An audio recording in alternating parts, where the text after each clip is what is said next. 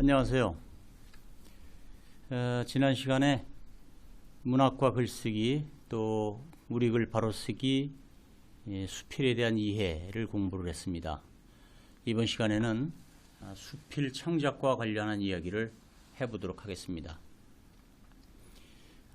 지난번 2강 때 우리 글 바로쓰기가 좀 길어서 지루하셨겠다 그렇게 싶어서 오늘부터는 제가 이렇게 타이머를 켜놓고 강의 시간을 좀 간략하게 이렇게 진행을 하도록 하겠습니다.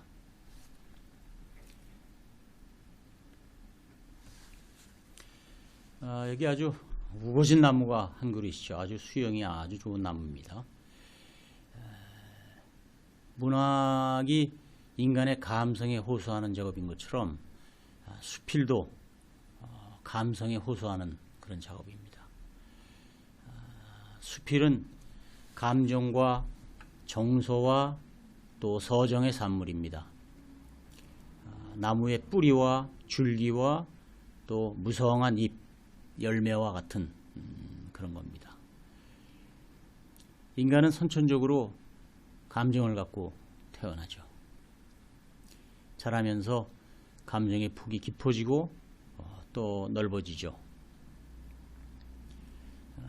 감정이 풍부한 사람을 우리는 예술적 소질이 있는 사람이라고 할 수 있습니다. 감정은 인간의 본성이죠. 나무로 말하면 뿌리입니다. 본성입니다.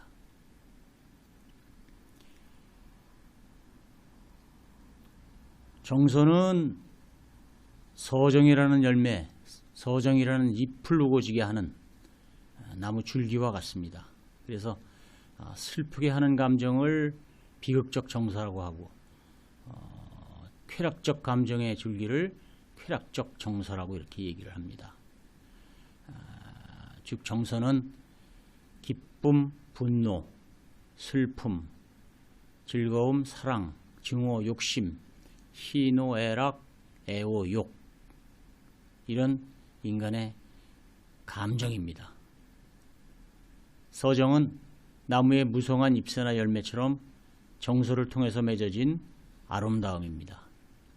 서정은 인간을 아름답게 하는 필수 요건이죠.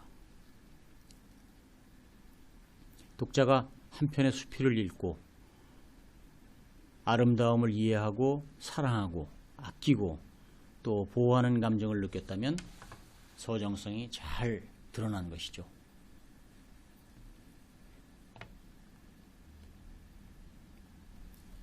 따라서 수필 창작은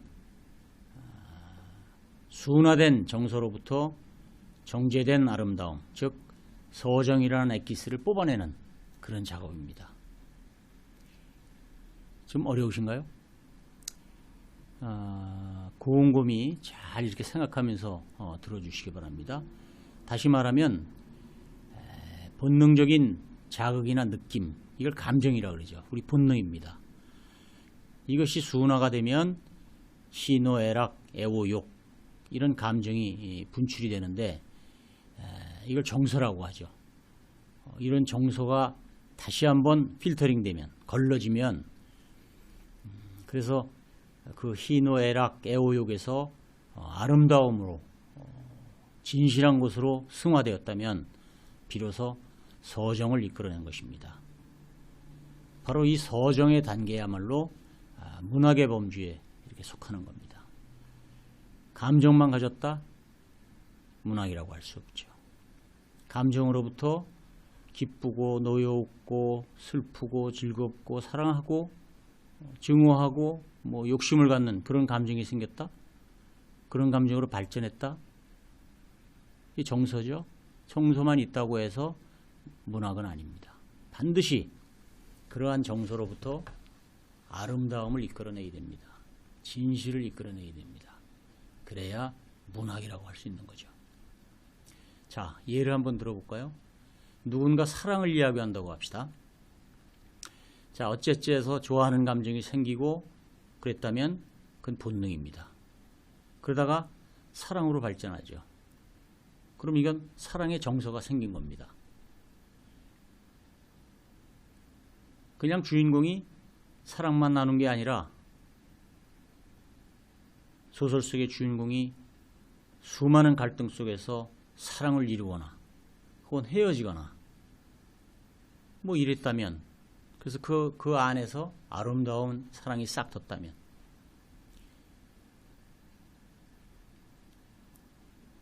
이것이 바로 문학의 범주에 들어가는 겁니다. 셰익스피어의 로미오와 줄리엣, 우리가 명작이라고 부르는 소설이죠.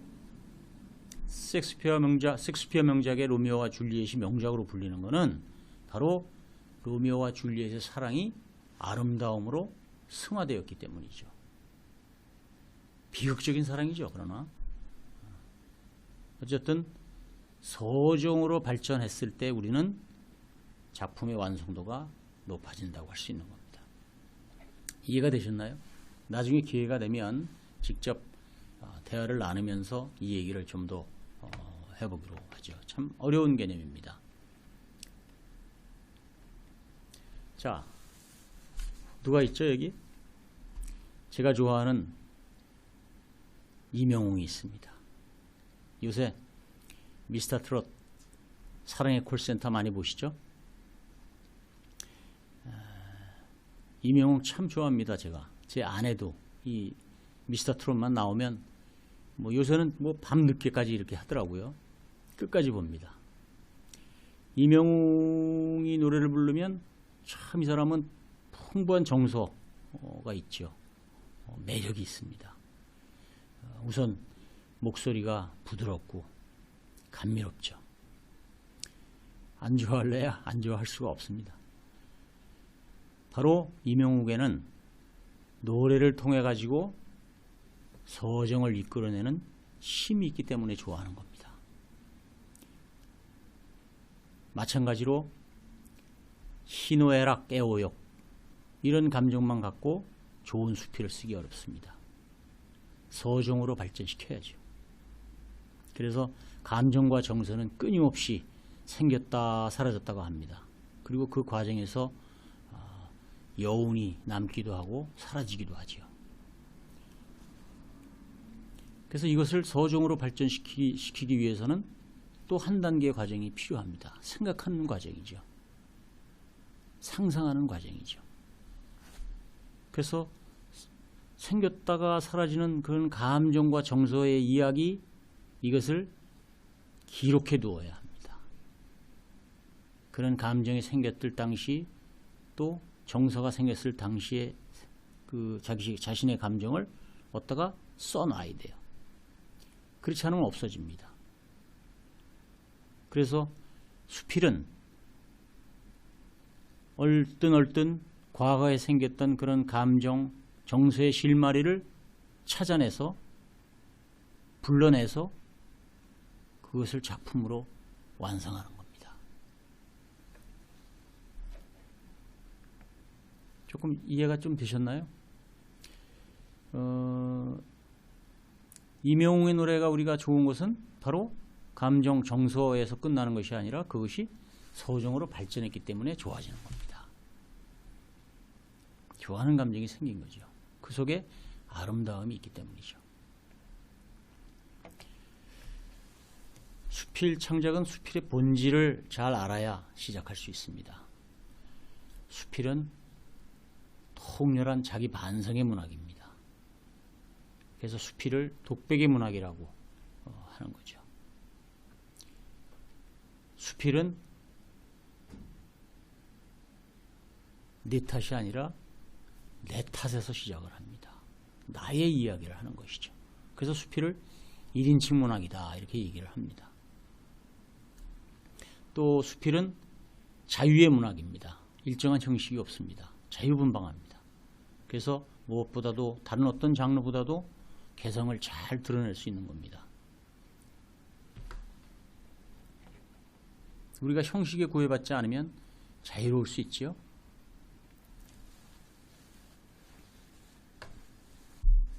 셋째로 수필은 다양한 재질의 문학입니다. 눈에 보이는 것, 모든 것을 다 용광로처럼 녹여내는 그런 문학 장르입니다. 눈에 보이고 귀에 들리고 코로 맡아보고 피부로 느끼고 마음으로 다가오고 머리로 생각하고 이런 것들을 모두 담아내는 것, 이것을 모두 녹여내가지고 이런 것들을 녹여내가지고 만들어지는 것입니다. 또한 수필은 인격의 문학입니다. 그래서 제가 수차 이렇게 말씀을 드렸지만 수필을 통해서 그 글을 쓴 이의 인격을 볼 수 있는 거죠. 그래서 제가 무섭다 그랬죠. 내 글을 남에게 보이는 것은 참으로 무서운 일이다. 그런 말씀 드렸죠. 요새 댓글 다시는 것들을 이렇게 보면 교수님 강의 듣고 나니까 참 글쓰기가 무서워졌다. 어려워졌다. 힘들어졌다.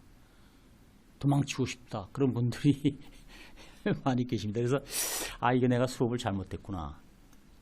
문학은 우리 곁에 있고 우리와 함께 생활하고 우리의 이야기를 담는 것인데 글쓰기를 이렇게 힘들어하면은 안 되겠다. 그런 생각이 들어서, 그렇지만 그럼에도 불구하고 우리 문학은 그렇게 쉽게 쓰여지는 글은 아니다. 그런 말씀을 드립니다. 이런 얘기가 있죠. 수필 작가는 소설하고는 다르죠. 소설은 만들어낸 이야기니까 어떤 이야기도 만들어낼 수 있는 거죠. 있을 수 있는 이야기를 만들어내는 거니까. 그렇지만 수필은 자기 얘기를 하는 거기 때문에 자기를 발가벗겨 놓는 거나 마찬가지입니다. 자기 마음속을 다 드러내 보이는 것이죠. 그래서 제가 무섭다고 하는 겁니다. 또 혹시 또 오늘 강의 들으시고 이제 수필 쓰지 말아야겠다. 시가 낫겠다. 시는 자기의 감정을 이 뒤에다가 숨겨놓죠. 알듯 모를 듯 숨겨놓습니다. 그래서 시를 써야겠다 하시는 분들이 또 늘어나지 않을까 그런 생각인데요. 수필은 하여튼 자기 고백의 문학이다. 그런 말씀입니다. 다섯째, 수필은 비평정신의 문학입니다. 이 세상은 온갖 문제로 점철되어 있죠. 많은 문제가 있습니다. 수필 작가는 문제의식을 가져야 합니다. 비평하지 않는 수필은 죽은 수필입니다. 따라서 수필에는 예술성을 갖고 있어야 되고 철학을 담고 있어야 합니다. 그렇죠? 자기의 얘기를 하면서 사회를 비평하는 그런 기능을 가지니까 그 수필 속에는 철학을 갖고 있어야 한다는 것이죠. 그것이 개똥철학이든 또 사회를 고발하는 그런 저항정신이 깃든 수필이든 여하튼 그 수필 속에는 메시지를 담고 있어야 한다는 겁니다. 사랑의 이야기를 하더라도 그 안에는 메시지가 담겨 있어야죠. 한편에 수필을 다 썼는데 그 안에 뭐야? 무슨 얘기하는 거야? 이런 메시지가 보이지 않는다면 다시 쓰십시오. 과감하게 다시 시작하십시오. 메시지가 없는 수필은 잘못된 글입니다.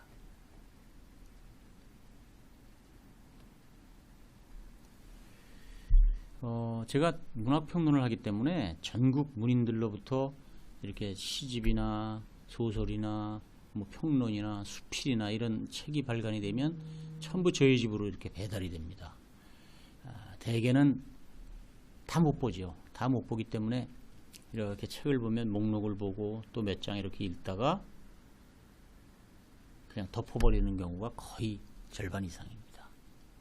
미안하기는 한데 그걸 다 볼 시간이 없기 때문에 그렇습니다. 독자도 마찬가지입니다.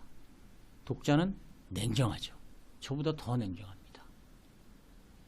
그래서 좋은 수필을 가리는 기준은 뭐냐? 나 같으면 끝까지 읽겠나?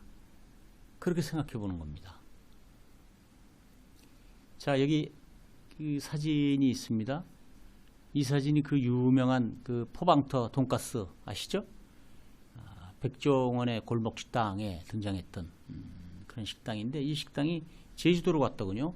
그래서 제주도에 가서 그 포방터 돈가스가 연돈이라는 그 브랜드를 갖고서 이 식당을 하더라고요. 근데 제가 인터넷에 들어가 보니까 제주도까지 가가지고 이 돈가스를 먹어보려고 하루 전날 새벽부터 텐트를 치고 기다린답니다. 줄을 선답니다. 그래서 하루에 200명에서 끊어서 그 이상은 또 먹을 수도 없대요. 암만 기다려도. 이게 어째 이런 것이냐? 어째 이런 것이냐? 맛있기 때문에 그렇죠. 맛있기 때문에. 맛있기 때문에. 또 맛있다고 하기 때문에. 그래서 줄 서서 기다리는 겁니다. 우리 수필도 마찬가지입니다. 맛있어야 합니다. 읽기 쉬워야 합니다. 그래야 읽지요. 그래서 읽기 쉬우려면 우선 문장이 쉬워야 되고 표현이 쉬워야 되고 또 그 수필 안에 구수한 맛이 들어가 있어야 됩니다. 그리고 그 수필에 재밌는 이야기가 들어있다면 끝까지 읽게 되겠죠. 항상 나중에도 말씀을 드리겠지만 우리가 글을 쓰면 남에게 읽힌다 하는, 발표한다 하는 그런 생각으로 쓰셔야 합니다. 그렇지 않으면 문학이 아니라고 했죠, 제가. 자, 좋은 수필은 미사여구가 없어야 됩니다. 미사여구가 없이 간결하고 또 짧은 글이어야 합니다. 이건 수필에서 기본 중에 기본입니다. 거기 나무가 있죠. 잎새를 모두 떨궈버린 그런 겨울나무처럼 군더더기가 없어야 합니다. 그래야 그 나무가 보이는 겁니다. 또 분량은 200자 원고지 12에서 15매 정도라고 하는데 요새는요 인터넷 디지털 수필, 디지털 소설 이런 것들이 또 한참 젊은이들 사이에 읽혀지기 때문에 5매짜리 원고지 5매짜리 수필도 이렇게 등장을 합니다. 그래서 옛날엔 꽁트 이런 얘기를 했죠. 아주 짤막하면서 재밌으면서 간략하면서 메시지를 담는 거죠. 수필은 자유의 문학이라고 했잖아요. 그래서 원고지 12매여야 된다, 15매여야 한다 하는 그런 규정은 과감하게 탈피하십시오. 적어도 그 정도 분량이어야 한다라는 것이지 그래야 한다는 것은 아닙니다. 시나 또는 시곡이나 평론처럼 딱 정형적으로 틀에 잡혀 있는 것은 아닙니다. 그래서 시도 자유시라고 하죠. 이게 제약을 비교적 덜 받죠, 자유시는. 하여튼 짧을수록 좋죠. 짧을수록.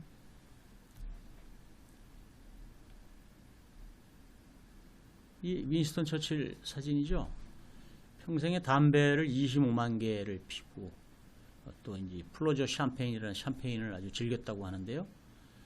4만 5천 병이나 마셨다고 합니다. 아주 술꾼이었던 모양이에요. 근데 이 사람은 연설은 짧기로 유명하죠. 나는 짧은 말과 쉬운 문구를 즐긴다. 이런 말을 윈스턴 처칠이 했죠. 기억하시죠? Never, never, never. Don't give up. 포기하지 말라. 포기하지 말라. 절대로 포기하지 말라. 이게 연설의 다였죠. 자, 좋은 수필은 아까 재미가 있어야 된다고 했죠. 독자들에게 위로를 줄 수 있어야 합니다. 그러기 위해서는 그 소설을 읽는 동안 즐거워야죠. 또 그 수필을 읽음으로써 자기의 스트레스, 감정이입이 돼서 자기의 스트레스를 풀 수 있어야 하지요. 그리고 그렇기 때문에 수필을 정해문학이다 이렇게 얘기하는 겁니다. 사람과 사람, 사람과 자연 그런 관계 안에서 끈끈한 그런 정이 담겨있는 그런 글이어야 된다 하는 겁니다. 저는 이 샘터라는 잡지를 오랫동안 이렇게 구독을 하는데요. 이 샘터에 참 재미있는 글들이 많이 실려 있습니다. 수필이죠.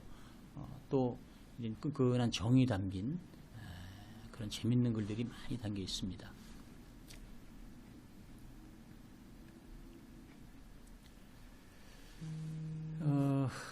영화 평론가죠.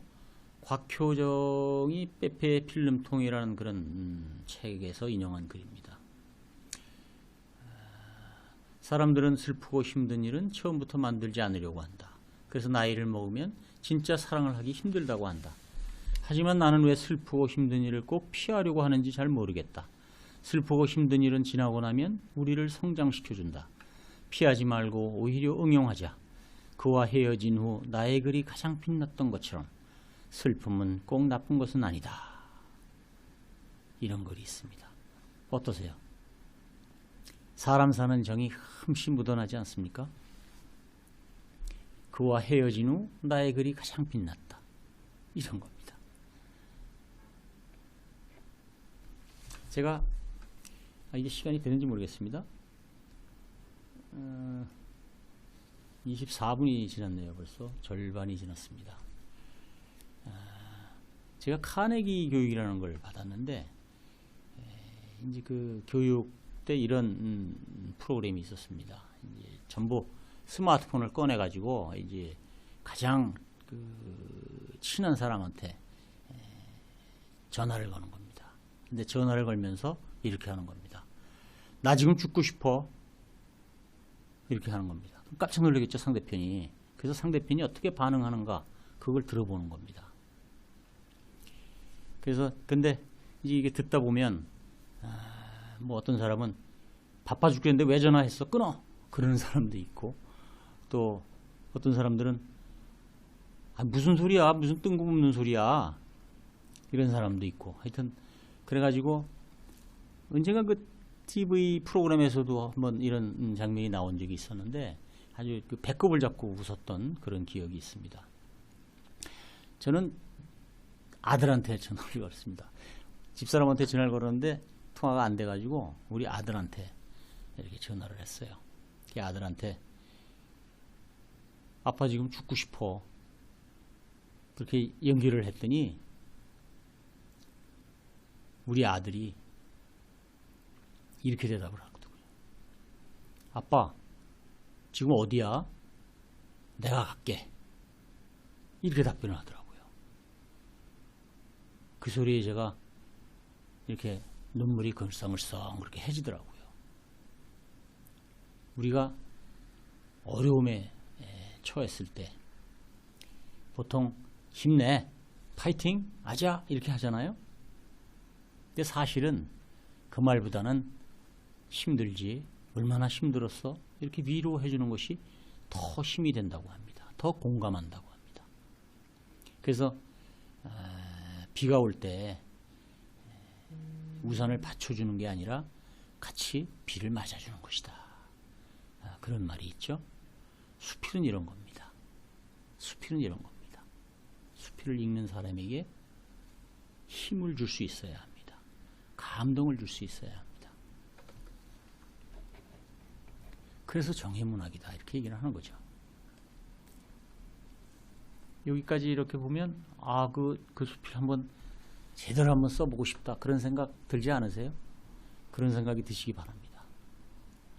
그 다음에 수필은 이제 품격이 있어야 합니다. 천박해서는 안 됩니다. 그 일상적으로 우리가 뭐 SNS에 글을 쓰거나 뭐 편지를 쓰거나 뭐 그래도 그 글에는 반드시 품위가 있어야 되고 겸손해야 합니다. 자기를 드러내는 그런 글이어서는 안 됩니다. 왜? 글은 바로 인격이기 때문에 그렇습니다. 차라리 가만히 있는 게 낫습니다. 그런 글을 쓰려면 나는 뭐 그렇게 못 써. 그러면 그냥 수필 쓰기를 포기하십시오. 이렇게 수필은 그래서 진솔한 글입니다. 꾸밈이 없어야 됩니다. 과장이 없어야 합니다. 이렇게 미화하는 게 없어야 됩니다. 독자들이 읽어오면 다 압니다. 그 사람이 나에게 어떤 메시지를 주는지 다 압니다. 또 다음으로 7번째 너무나 당연한 얘기입니다. 아름다운 우리말을 사용해야 합니다. 지난 시간에 좀 지루할 정도로 우리 글 바로 쓰기를 강조를 드렸는데 뭐 100번 강조해도 모자람이 없습니다. 다시 한번 강조드립니다. 수필가는 우리 언어의 파수꾼이 되어야 합니다.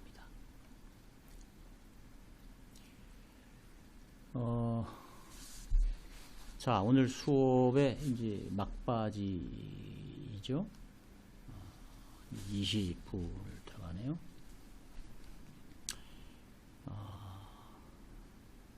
우리는 과연 우리 자손들에게 들려줄 수 있는 하나의 이야기를 갖고 있는가? 나에게 의미 있는 내용과 아름다운 색깔을 준 이 삶을 너희들도 살았으면 좋겠다고 당당하게 말할 수 있는 삶을 우리는 살아왔는가? 이게 맥킨타이어 잘 아시죠? 맥킨타이어의 덕의 상실이라는 책에 등장하는 말입니다. 맥킨타이어는 이렇게 말합니다. 인간은 이야기하는 존재다. 즉 서사를 통해서 자기를 찾아간다. 그런 말입니다. 수필은 바로 자신의 이야기입니다. 이야기. 평소에 이 말씀을 잘 하시는 분들이 있잖아요. 아, 참 말을 구수하게 한다. 말을 참 이쁘게 한다. 말을 참 잘한다. 재미있다. 이런 분들이 수필가가 될 가능성이 크신 분들입니다. 또 나는 말은 잘 못하는데 난 생각이 많아. 그래서 말을 안 해도 은근하게 이렇게 감동을 주시는 그런 분들이 있습니다. 말은 짧게 하지만 그런 모범적인 행동이나 또 이런 툭툭 던지는 그런 것으로서 감동을 주는 분들이 있죠. 이런 분들도 타고난 수필가입니다. 글쓰기만 조금 배우시면 타고난 수필가가 되실 수 있습니다. 그래서 멋진 그 수필가들은 다 이야기꾼입니다. 자, 사람은 누구나 자신의 이야기에 등장하는 주인공들입니다. 맞나요? 우리는 기억하고 또 표현하고 할 적에 늘 이야기를 하죠. 그래서 이야기를 할 적에 우리는 어떻게 하면 사람들이 재밌을까 하고 해서 재밌는 이야기를 이렇게 만들게 되죠.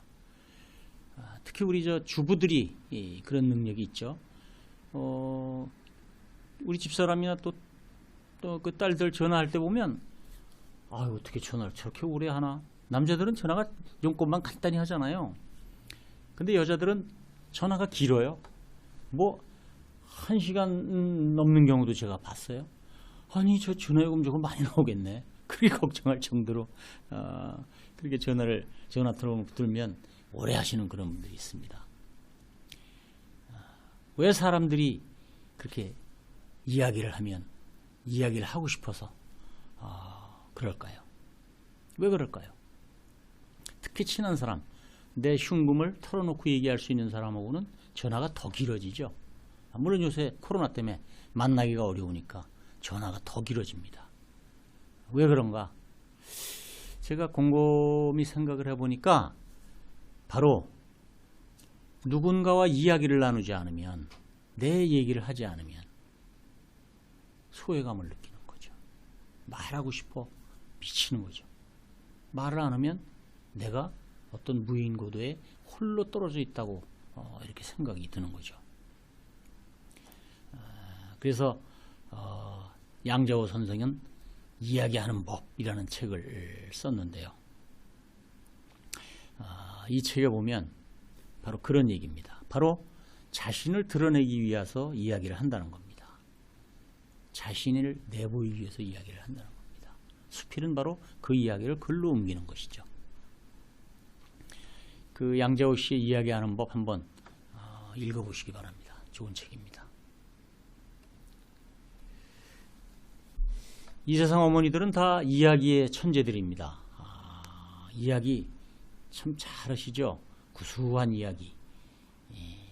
지난 시간에 제가 칭찬 잘하는 우리 어머니 이렇게 소개를 해드렸지만, 우리의 언어 생활도 가만히 생각해 보면 과거에 우리 어머니한테 들은 얘기, 우리 어머니를 닮아간다, 그런 생각을 제가 문득문득 그렇게 합니다. 그래서 우리가 아마 잘할 적에 우리의 지금의 언어를 잘할 때 어머니한테 배운 언어, 그래서 모국어다 이렇게 얘기를 하는 것 같아요. 그래서 이 모국어는 유전이 되는 겁니다. 후천적으로. 그래서 자라면서 자신의 언어 세계, 또 자신의 생각, 감정 이런 거를 지배하게 되는 거죠. 박완서 작가, 제가 지난 시간에 가장 존경하는 문인으로 박완서, 이어령 그리고 피천득 선생을 제가 이렇게 소개를 드렸죠. 우리 박완서 작가 참 너무 글이 좋습니다. 뭐 이분의 책을 제가 뭐 여러 권 갖고 있습니다. 박완서 작가 책이 나올 때마다 제가 사서 읽었으니까요. 이분도 저의 어머니와 많이 닮으셨던 것 같아요. 한번 읽어볼까요? 어머니의 이야기 보따리. 내가 어렸을 적에 어머니는 참으로 뛰어난 이야기꾼이셨다. 무작정 상경한 세 식구가 차린 최초의 서울 살림은 필시 곤궁하고 을씨년스러운 것이었을 텐데도 지극히 행복하고 충만한 시절이 회상된다. 어머니는 밤늦도록 바느질풍을 파시고 나는 그 옆 반다지 위에 오두카니 올라앉아 이야기를 졸랐다. 어머니는 무궁무진한 이야기를 가지고 있었다. 박완서의 모든 것에 따뜻함이 숨어있다는 글에서 제가 발췌했습니다. 저희 어머니도 저를 낳고 바로 이제 상경을 하셔서 사직동에 사셨다 그래요. 거기서 이제 바느질 그런 품을 파시면서 제 아버님이 그때는 공부하던 시절이었는데 이제 그렇게 생활을 하셨다고 그렇게 얘기해요. 그래서 제가 이 박완서 작가를 좋아하는 그런 모양이에요. 참 어머니는 무궁무진한 이야기를 가지고 있습니다. 여러분들도 기억하시죠? 박완서 작가에 대한 이야기는 제가 나중에 또 수필 감상 시간에 한번 다시 나누기로 그렇게 하겠습니다.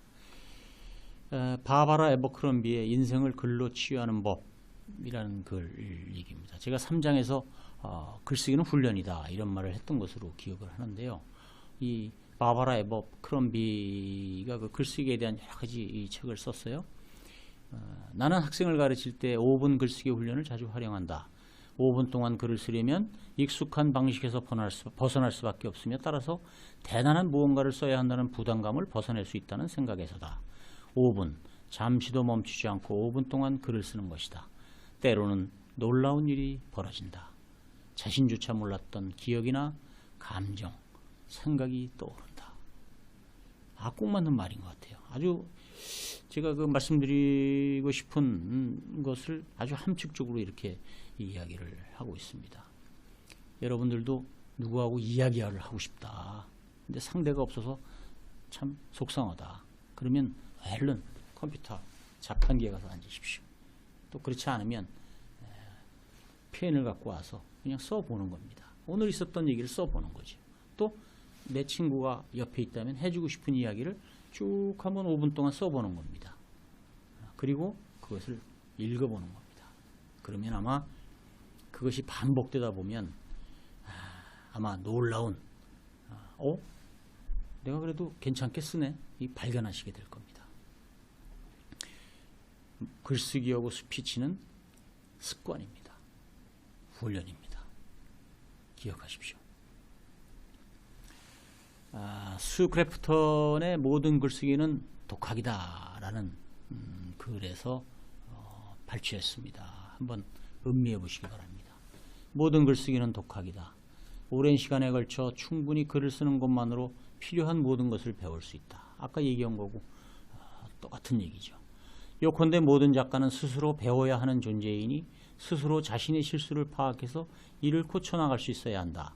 그래야 시간이 지날수록 글 쓰는 능력이 향상되어가는 자신의 모습을 발견할 수 있다. 다른 사람들에게 자문을 구해봐야 그들의 반응에 신경을 쓸 뿐이다. 그것이 옳은 반응이든 아니든 작품 좋다는 말을 기대하지 말아라. 좋은 충고가 있으리라고는 생각하지 말아라.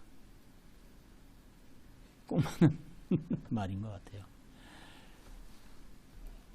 제가 이렇게 간간히 이제 수업 중에 그 책에서 인용하는 그런 것들이 이렇게 물론 이제 그런 것을 저한테 보내주는 그런 분들도 계시지만 좋은 그 글들은 제가 요약을 해서 이렇게 메모를 해놓습니다.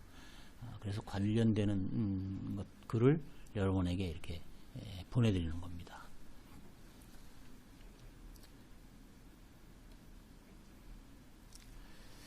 자, 여기까지입니다. 강의 들으시느라고 수고 많으셨습니다. 강의하는 사람이나 강의를 듣는 사람이나 이 시간만은, 이 순간만큼은 참으로 행복한 시간이죠. 밖에서는 참 코로나 때문에 코로나가 확산이 돼가지고 난리가 났습니다. 집안에 콕 틀어박혀 있으라고 아주 난립니다. 우리 딸들도. 아빠 나가지 마. 나가지 마세요. 근데 우리는 나가지 않으면서도 이런 공부를 하고 있으니까, 문학 강좌를 듣고 있으니까, 또 우리 또 박재영 교수가 자기가 읽었던 책 중에서 좋은 말은 다 골라다가 이렇게 해주고 보여주고 하니까 얼마나 좋습니까? 이것이 바로 소확행, 소소한 행복입니다. 즐기시기 바랍니다. 마지막으로 제가 최인호 작가의 산중일기라는 수필에서 인용한 글을 낭독하면서 수업을 마치겠습니다. 나는 요즘 천천히 글을 쓰고 싶다. 천천히, 그리고 또박또박. 마치 옛날에 스님들이 경판을 새길 때 한자의 글을 새기고 절을 삼배 올리고 한 권의 경전을 새기고 목욕제게 했던 것처럼 글뿐 아니라 삶 자체도 그렇게 변화해서 살고 싶다. 천천히 커피를 마시고 천천히 차를 몰고 천천히 책을 읽고 천천히 밥을 먹고 천천히 잠을 자고, 그러나 그 천천함이 지나치지 않게. 다음 시간에 뵙겠습니다.